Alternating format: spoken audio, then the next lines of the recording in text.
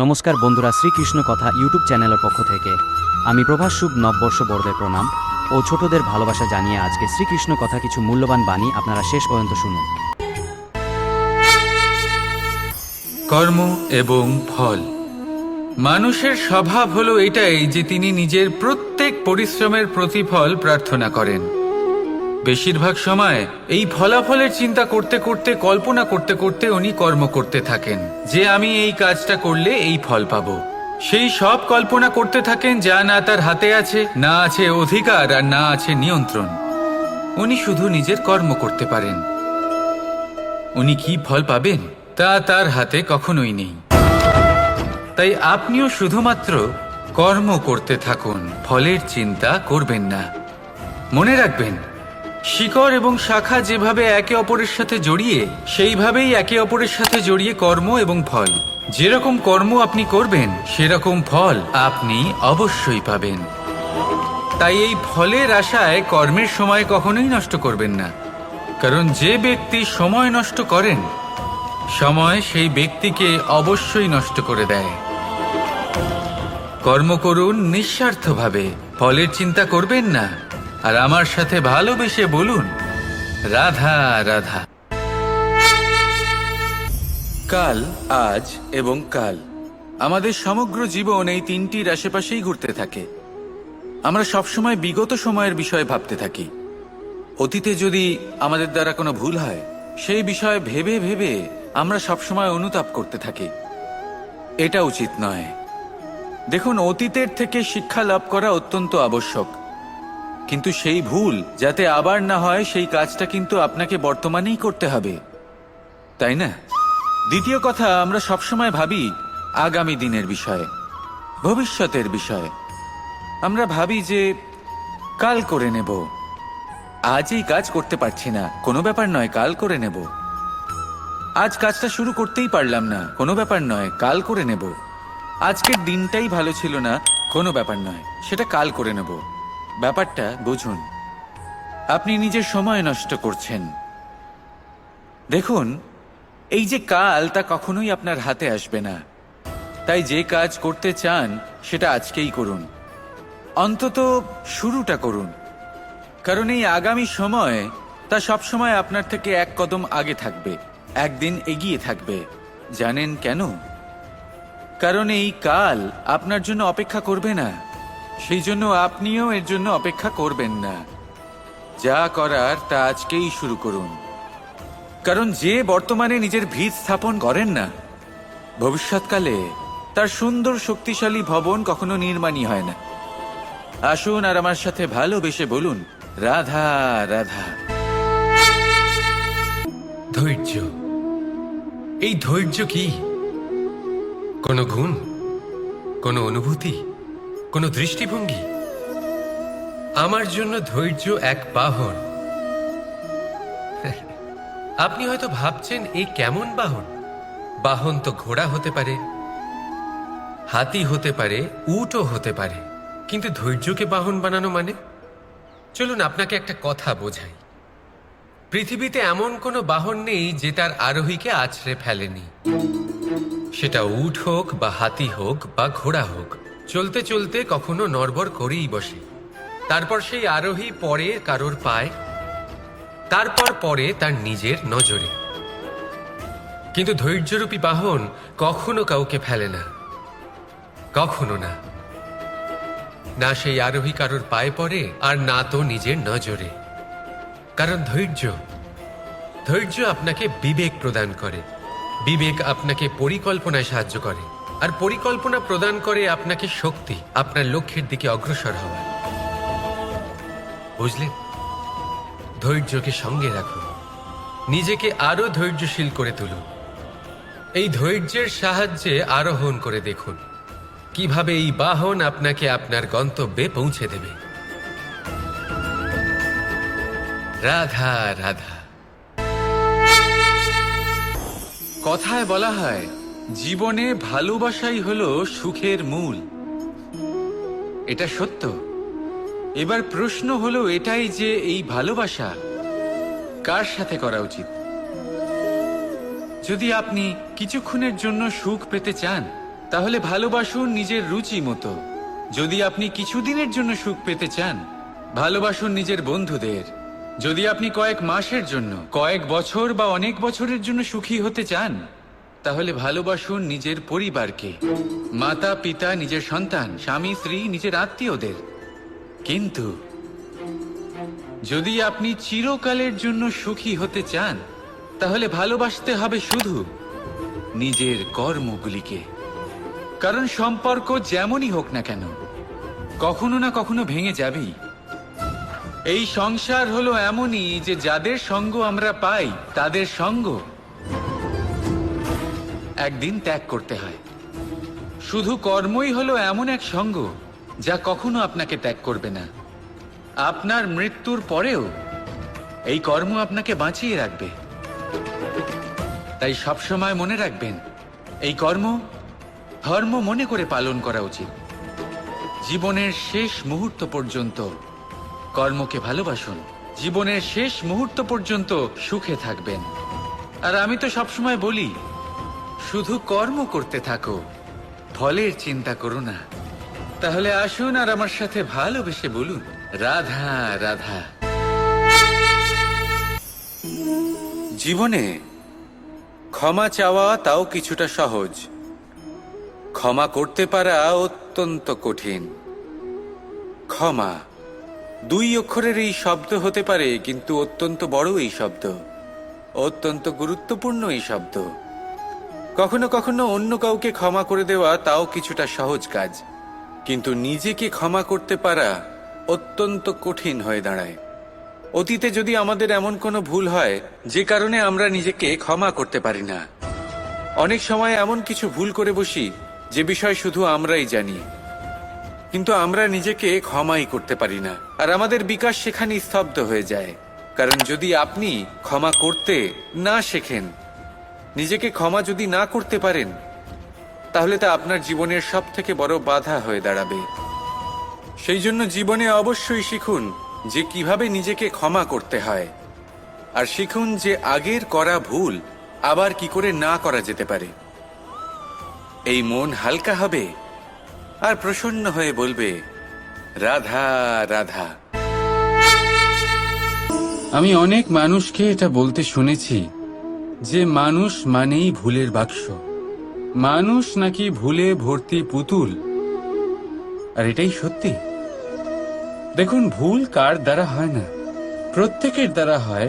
আর একটা নয়, অনেক ভুল হয়। কিন্তু মনে রাখবেন, তাদের বস্ত্রতেই কাদা লাগে যারা কাদা পরিষ্কার করার প্রচেষ্টা করেন। তাহলে যেখানে চেষ্টা আছে সেখানে ভুল তো হবেই।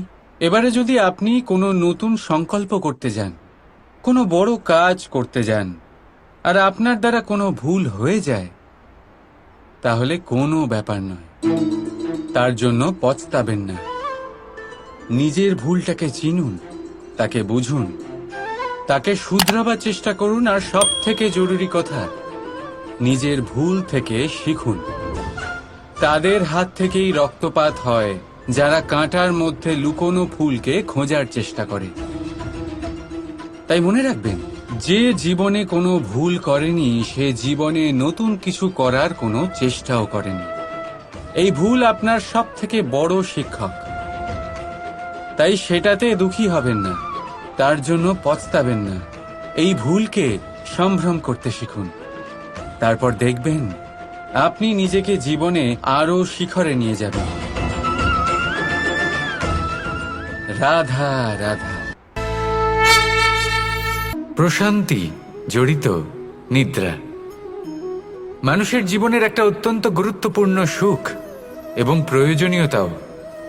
দেখতে গেলে এই সংসারের প্রত্যেক পশু পাখি, প্রত্যেক জীব অবশ্যই নিদ্রা প্রাপ্ত করেন, কিন্তু মানুষ, যার মধ্যে বিচার বিবেচনা করার শক্তি অন্যদের থেকে অনেক বেশি, তার কিন্তু ঘুমের কিছু সমস্যা অবশ্যই হয়। কি বলেন, তাই তো? এবার এর কারণ কি? চিন্তা। এবার চিন্তা আমাদের সবার জীবনে আছে। আমরা সকলে জানি যে চিন্তা কখনো আমাদের সাহায্য করে না, তাও আমাদের জীবনে আছে। কেন? চিন্তার মাধ্যমে কি কখনো কোনো সমস্যার সমাধান হয়েছে? অর্থের চিন্তা করলে কি অর্থ লাভ হয়? ভবিষ্যতের চিন্তা করলে কি ভবিষ্যৎ ঠিক হয়ে যায়? স্বাস্থ্যের চিন্তা করলে কি স্বাস্থ্য নিজে থেকেই ঠিক হয়? হয় না। তাহলে এই সব কিছু থেকে আমাদের একটা ছোট্ট শিক্ষা অবশ্যই লাভ করা উচিত। আপনিও আপনার কাঁধ থেকে চিন্তার এই বোঝা নামিয়ে ফেলুন। আর এই সব ইচ্ছে একত্রিত হয়ে আমাদের মনে চিন্তা উৎপন্ন করে। তাই এই চিন্তাগুলিকে ত্যাগ করুন। প্রকৃতির প্রেমের উপর বিশ্বাস রাখুন। মনে রাখবেন, যিনি চিন্তামুক্ত হবেন তিনি চিতামুক্ত হবেন। সুখের নিদ্রা প্রাপ্ত করুন, আর নিদ্রায় যাবার আগে আমার সাথে ভালোবেসে বলুন, রাধা রাধা।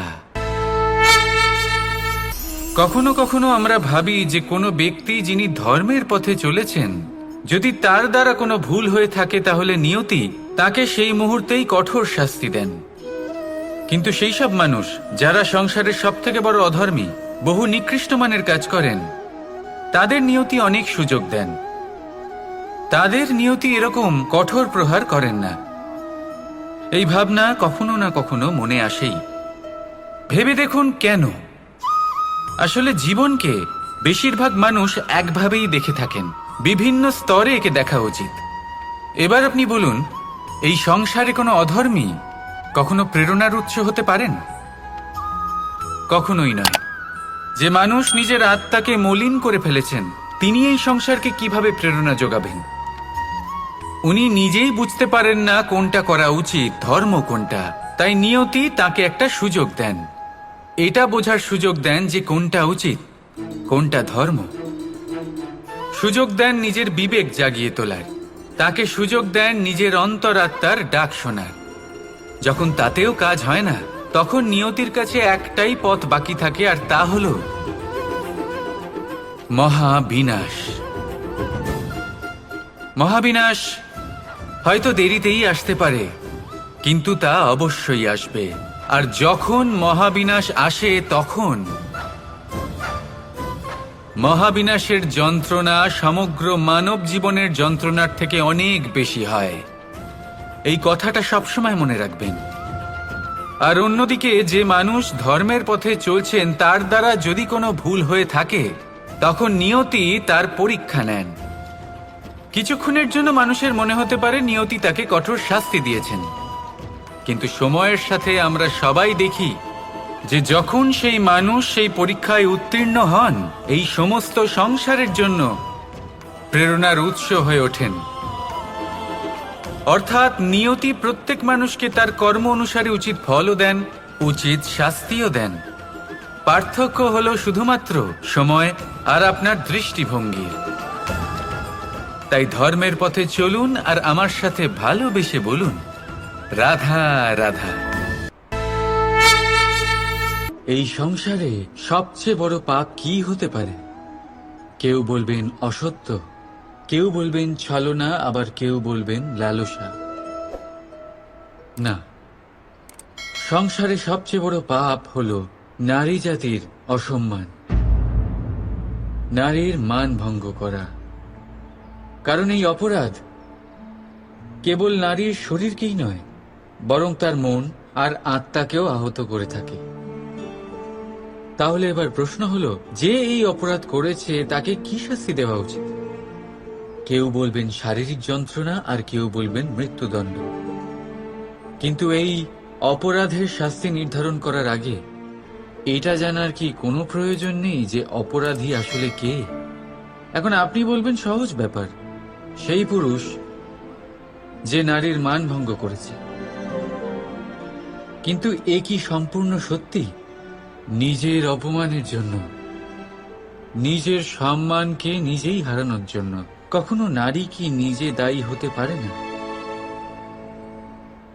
ভেবে দেখুন, সম্মানহানির থেকে বাঁচার জন্য সর্বপ্রথম সম্মানের সীমার ওপর নজর দেওয়া প্রয়োজন।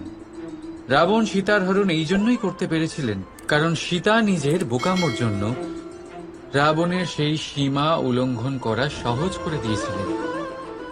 কিন্তু অশোক বাটিকাতে সেই সীতাকেই রাবণ স্পর্শ পর্যন্ত করতে পারেননি, কারণ সে রাবণ আর তার মাঝখানে ঘাস দিয়ে একটা ছোট রেখা বানিয়ে দিয়েছিলেন।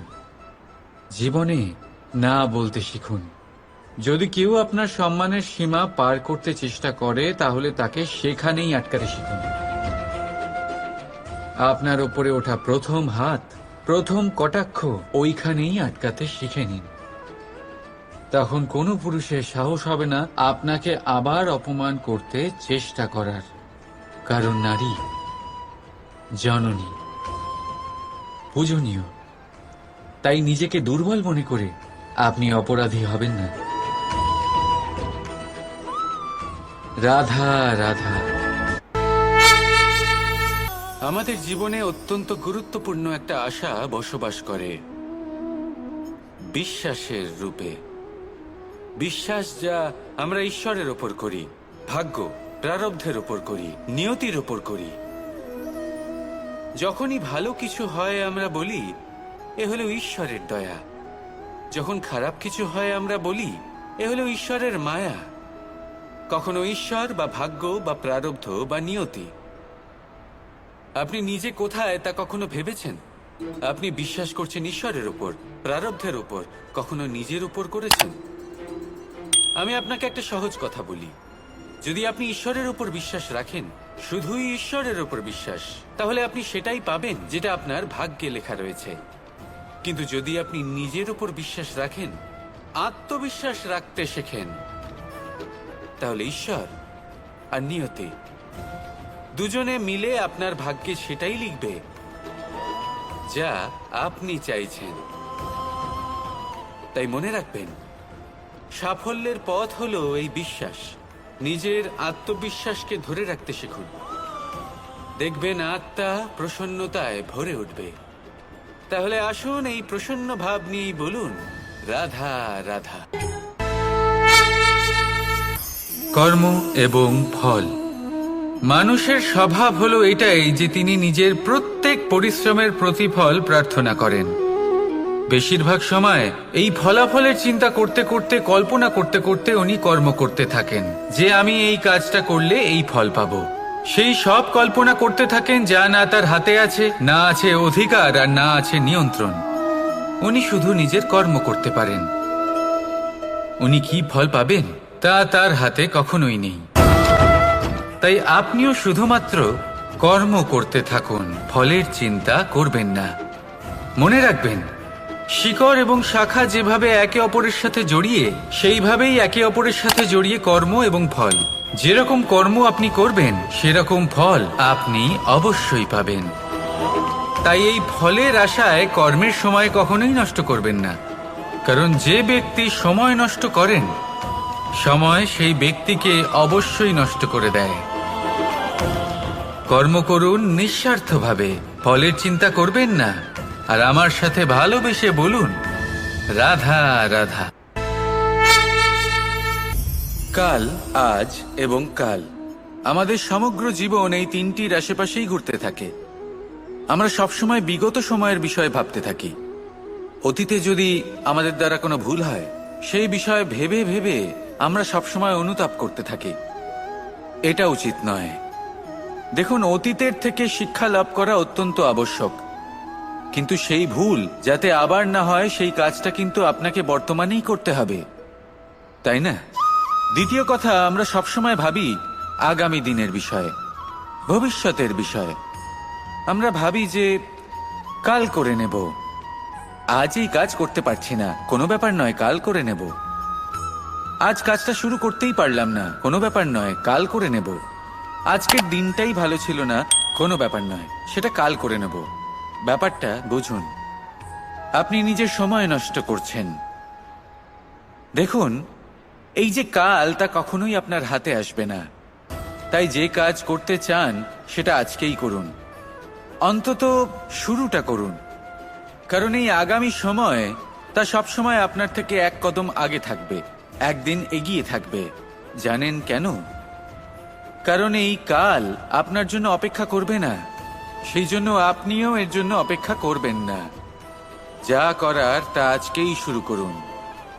কারণ যে বর্তমানে নিজের ভিত স্থাপন করেন না, ভবিষ্যৎকালে তার সুন্দর শক্তিশালী ভবন কখনো নির্মাণই হয় না। আসুন আর আমার সাথে ভালোবেসে বলুন, রাধা রাধা। ধৈর্য। এই ধৈর্য কি কোনো গুণ, কোনো অনুভূতি, কোনো দৃষ্টিভঙ্গি?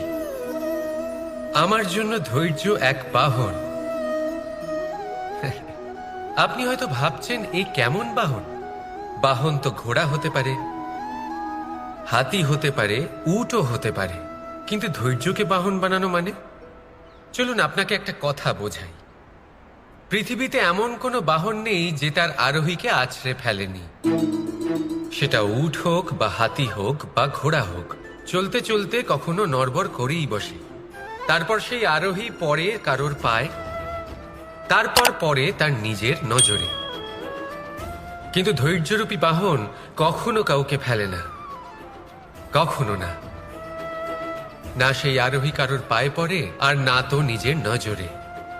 কারণ ধৈর্য আপনাকে বিবেক প্রদান করে, বিবেক আপনাকে পরিকল্পনায় সাহায্য করে, আর পরিকল্পনা প্রদান করে আপনাকে শক্তি, আপনার লক্ষ্যের দিকে অগ্রসর হওয়া। বুঝলেন? ধৈর্যকে সঙ্গে রাখুন, নিজেকে আরো ধৈর্যশীল করে তুলুন। এই ধৈর্যের সাহায্যে আরোহণ করে দেখুন কিভাবে এই বাহন আপনাকে আপনার গন্তব্যে পৌঁছে দেবে। রাধা রাধা। কথায় বলা হয়, জীবনে ভালোবাসাই হলো সুখের মূল।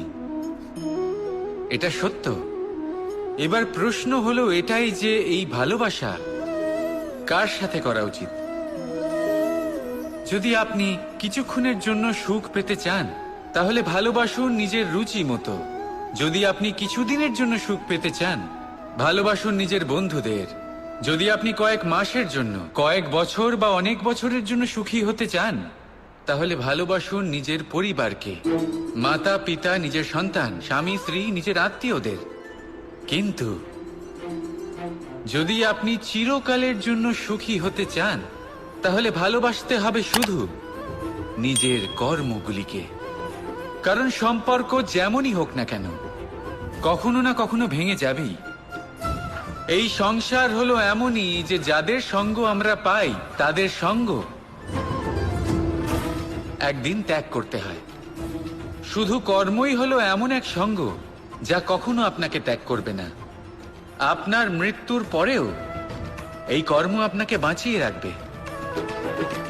তাই সবসময় মনে রাখবেন, এই কর্ম ধর্ম মনে করে পালন করা উচিত। জীবনের শেষ মুহূর্ত পর্যন্ত কর্মকে ভালোবাসুন, জীবনের শেষ মুহূর্ত পর্যন্ত সুখে থাকবেন। আর আমি তো সবসময় বলি, শুধু কর্ম করতে থাকো, ফলের চিন্তা করো না। তাহলে আসুন আর আমার সাথে ভালোবেসে বলুন, রাধা রাধা। জীবনে ক্ষমা চাওয়া তাও কিছুটা সহজ, ক্ষমা করতে পারা অত্যন্ত কঠিন। ক্ষমা 2 অক্ষরের এই শব্দ হতে পারে, কিন্তু অত্যন্ত বড় এই শব্দ, অত্যন্ত গুরুত্বপূর্ণ এই শব্দ। কখনো কখনো অন্য কাউকে ক্ষমা করে দেওয়া তাও কিছুটা সহজ কাজ, কিন্তু নিজেকে ক্ষমা করতে পারা অত্যন্ত কঠিন হয়ে দাঁড়ায়। অতীতে যদি আমাদের এমন কোনো ভুল হয় যে কারণে আমরা নিজেকে ক্ষমা করতে পারি না, অনেক সময় এমন কিছু ভুল করে বসি যে বিষয় শুধু আমরাই জানি, কিন্তু আমরা নিজেকে ক্ষমাই করতে পারি না। আর আমাদের বিকাশ সেখানে স্তব্ধ হয়ে যায়। কারণ যদি আপনি ক্ষমা করতে না শেখেন, নিজেকে ক্ষমা যদি না করতে পারেন, তাহলে তা আপনার জীবনের সবথেকে বড় বাধা হয়ে দাঁড়াবে। সেই জন্য জীবনে অবশ্যই শিখুন যে কিভাবে নিজেকে ক্ষমা করতে হয়, আর শিখুন যে আগের করা ভুল আবার কি করে না করা যেতে পারে। এই মন হালকা হবে আর প্রসন্ন হয়ে বলবে, রাধা রাধা।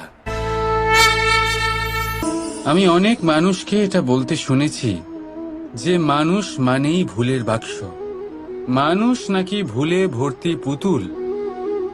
আর এটাই সত্যি।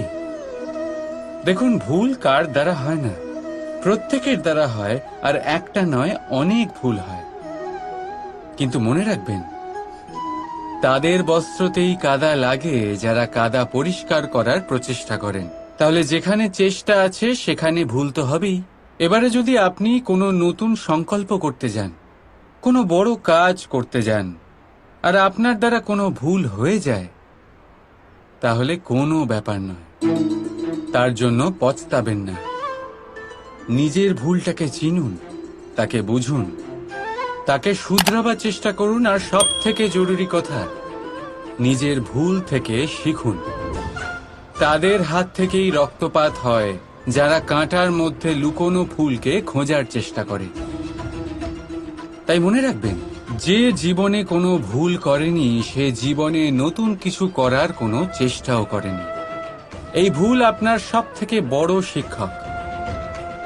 তাই সেটাতে দুঃখী হবেন না, তার জন্য পস্তাবেন না। এই ভুলকে সম্ভ্রম করতে শিখুন। তারপর দেখবেন আপনি নিজেকে জীবনে আরো শিখরে নিয়ে যাবেন। রাধা রাধা। প্রশান্তি জড়িত নিদ্রা মানুষের জীবনের একটা অত্যন্ত গুরুত্বপূর্ণ সুখ এবং প্রয়োজনীয়তাও। দেখতে গেলে এই সংসারের প্রত্যেক পশু পাখি, প্রত্যেক জীব অবশ্যই নিদ্রা প্রাপ্ত করেন, কিন্তু মানুষ, যার মধ্যে বিচার বিবেচনা করার শক্তি অন্যদের থেকে অনেক বেশি, তার কিন্তু ঘুমের কিছু সমস্যা অবশ্যই হয়। কি বলেন, তাই তো? এবার এর কারণ কি? চিন্তা। এবার চিন্তা আমাদের সবার জীবনে আছে। আমরা সকলে জানি যে চিন্তা কখনো আমাদের সাহায্য করে না, তাও আমাদের জীবনে আছে। কেন? চিন্তার মাধ্যমে কি কখনো কোনো সমস্যার সমাধান হয়েছে? অর্থের চিন্তা করলে কি অর্থ লাভ হয়? ভবিষ্যতের চিন্তা করলে কি ভবিষ্যৎ ঠিক হয়ে যায়? স্বাস্থ্যের চিন্তা করলে কি স্বাস্থ্য নিজে থেকেই ঠিক হয়? হয় না। তাহলে এই সব কিছু থেকে আমাদের একটা ছোট্ট শিক্ষা অবশ্যই লাভ করা উচিত। আপনিও আপনার কাঁধ থেকে চিন্তার এই বোঝা নামিয়ে ফেলুন। আর এই সব ইচ্ছে একত্রিত হয়ে আমাদের মনে চিন্তা উৎপন্ন করে। তাই এই চিন্তাগুলিকে ত্যাগ করুন। প্রকৃতির প্রেমের ওপর বিশ্বাস রাখুন। মনে রাখবেন, যিনি চিন্তা মুক্ত হবেন তিনি চিতা মুক্ত হবেন। সুখের নিদ্রা প্রাপ্ত করুন, আর নিদ্রায় যাবার আগে আমার সাথে ভালোবেসে বলুন, রাধা রাধা। কখনো কখনো আমরা ভাবি যে কোনো ব্যক্তি যিনি ধর্মের পথে চলেছেন, যদি তার দ্বারা কোনো ভুল হয়ে থাকে তাহলে নিয়তি তাকে সেই মুহূর্তেই কঠোর শাস্তি দেন। কিন্তু সেই সব মানুষ যারা সংসারের সব থেকে বড় অধর্মী, বহু নিকৃষ্ট মানের কাজ করেন, তাদের নিয়তি অনেক সুযোগ দেন। তাদের নিয়তি এরকম কঠোর প্রহার করেন না। এই ভাবনা কখনো না কখনো মনে আসেই। ভেবে দেখুন কেন? আসলে জীবনকে বেশিরভাগ মানুষ একভাবেই দেখে থাকেন। বিভিন্ন স্তরে একে দেখা উচিত। এবার আপনি বলুন, এই সংসারে কোনো অধর্মী কখনো প্রেরণার উৎস হতে পারেন? কখনোই নয়। যে মানুষ নিজের আত্মাকে মলিন করে ফেলেছেন, তিনি এই সংসারকে কিভাবে প্রেরণা যোগাবেন? উনি নিজেই বুঝতে পারেন না কোনটা করা উচিত, ধর্ম কোনটা। তাই নিয়তি তাকে একটা সুযোগ দেন। এটা বোঝার সুযোগ দেন যে কোনটা উচিত, কোনটা ধর্ম। সুযোগ দেন নিজের বিবেক জাগিয়ে তোলার। তাকে সুযোগ দেন নিজের অন্তরাত্মার ডাক শোনার। যখন তাতেও কাজ হয় না, তখন নিয়তির কাছে একটাই পথ বাকি থাকে, আর তা হল মহাবিনাশ। মহাবিনাশ হয়তো দেরিতেই আসতে পারে, কিন্তু তা অবশ্যই আসবে। আর যখন মহাবিনাশ আসে, তখন মহাবিনাশের যন্ত্রণা সমগ্র মানব জীবনের যন্ত্রণার থেকে অনেক বেশি হয়। এই কথাটা সবসময় মনে রাখবেন। আর অন্যদিকে যে মানুষ ধর্মের পথে চলছেন, তার দ্বারা যদি কোনো ভুল হয়ে থাকে, তখন নিয়তি তার পরীক্ষা নেন। কিছুক্ষণের জন্য মানুষের মনে হতে পারে নিয়তি তাকে কঠোর শাস্তি দিয়েছেন, কিন্তু সময়ের সাথে আমরা সবাই দেখি যে যখন সেই মানুষ সেই পরীক্ষায় উত্তীর্ণ হন, এই সমস্ত সংসারের জন্য প্রেরণার উৎস হয়ে ওঠেন। অর্থাৎ নিয়তি প্রত্যেক মানুষকে তার কর্ম অনুসারে উচিত ফলও দেন, উচিত শাস্তিও দেন। পার্থক্য হলো শুধুমাত্র সময় আর আপনার দৃষ্টিভঙ্গির। তাই ধর্মের পথে চলুন আর আমার সাথে ভালোবেসে বলুন, রাধা রাধা। এই সংসারে সবচেয়ে বড় পাপ কি হতে পারে? কেউ বলবেন অসত্য, কেউ বলবেন ছলনা, আবার কেউ বলবেন লালসা। না, সংসারে সবচেয়ে বড় পাপ হলো নারী জাতির অসম্মান, নারীর মান ভঙ্গ করা। কারণ এই অপরাধ কেবল নারীর শরীরকেই নয়, বরং তার মন আর আত্মাকেও আহত করে থাকে। তাহলে এবার প্রশ্ন হলো, যে এই অপরাধ করেছে তাকে কি শাস্তি দেওয়া উচিত? কেউ বলবেন শারীরিক যন্ত্রণা, আর কেউ বলবেন মৃত্যুদণ্ড। কিন্তু এই অপরাধের শাস্তি নির্ধারণ করার আগে এটা জানার কি কোনো প্রয়োজন নেই যে অপরাধী আসলে কে? এখন আপনি বলবেন সহজ ব্যাপার, সেই পুরুষ যে নারীর মান ভঙ্গ করেছে। কিন্তু এ কি সম্পূর্ণ সত্যি? নিজের অপমানের জন্য, নিজের সম্মানকে নিজেই হারানোর জন্য কখনো নারী কি নিজে দায়ী হতে পারে না? ভেবে দেখুন, সম্মানহানির থেকে বাঁচার জন্য সর্বপ্রথম সম্মানের সীমার ওপর নজর দেওয়া প্রয়োজন। রাবণ সীতার হরণ এই জন্যই করতে পেরেছিলেন কারণ সীতা নিজের বোকামোর জন্য রাবণের সেই সীমা উল্লঙ্ঘন করা সহজ করে দিয়েছিলেন। কিন্তু অশোক বাটিকাতে সেই সীতাকেই রাবণ স্পর্শ পর্যন্ত করতে পারেননি, কারণ সে রাবণ আর তার মাঝখানে ঘাস দিয়ে একটা ছোট রেখা বানিয়ে দিয়েছিলেন। জীবনে না বলতে শিখুন। যদি কেউ আপনার সম্মানের সীমা পার করতে চেষ্টা করে তাহলে তাকে সেখানেই আটকাতে শিখুন। আপনার ওপরে ওঠা প্রথম হাত, প্রথম কটাক্ষ ওইখানেই আটকাতে শিখে নিন। তখন কোনো পুরুষের সাহস হবে না আপনাকে আবার অপমান করতে চেষ্টা করার। কারণ নারী জননী, পূজনীয়। তাই নিজেকে দুর্বল মনে করে আপনি অপরাধী হবেন না। রাধা রাধা। আমাদের জীবনে অত্যন্ত গুরুত্বপূর্ণ একটা আশা বসবাস করে, বিশ্বাসের রূপে। বিশ্বাস যা আমরা ঈশ্বরের ওপর করি, ভাগ্য, প্রারব্ধের ওপর করি, নিয়তির ওপর করি। যখনই ভালো কিছু হয় আমরা বলি এ হলো ঈশ্বরের দয়া, যখন খারাপ কিছু হয় আমরা বলি এ হলো ঈশ্বরের মায়া। কখনো ঈশ্বর বা ভাগ্য বা প্রারব্ধ বা নিয়তি। আপনি নিজে কোথায় তা কখনো ভেবেছেন? আপনি বিশ্বাস করছেন ঈশ্বরের ওপর, প্রারব্ধের ওপর, কখনো নিজের উপর করেছেন? আমি আপনাকে একটা সহজ কথা বলি, যদি আপনি ঈশ্বরের উপর বিশ্বাস রাখেন, শুধুই ঈশ্বরের উপর বিশ্বাস, তাহলে আপনি সেটাই পাবেন যেটা আপনার ভাগ্যে লেখা রয়েছে। কিন্তু যদি আপনি নিজের উপর বিশ্বাস রাখেন, আত্মবিশ্বাস রাখতে শেখেন, তাহলে ঈশ্বর আর নিয়তি দুজনে মিলে আপনার ভাগ্যে সেটাই লিখবে যা আপনি চাইছেন।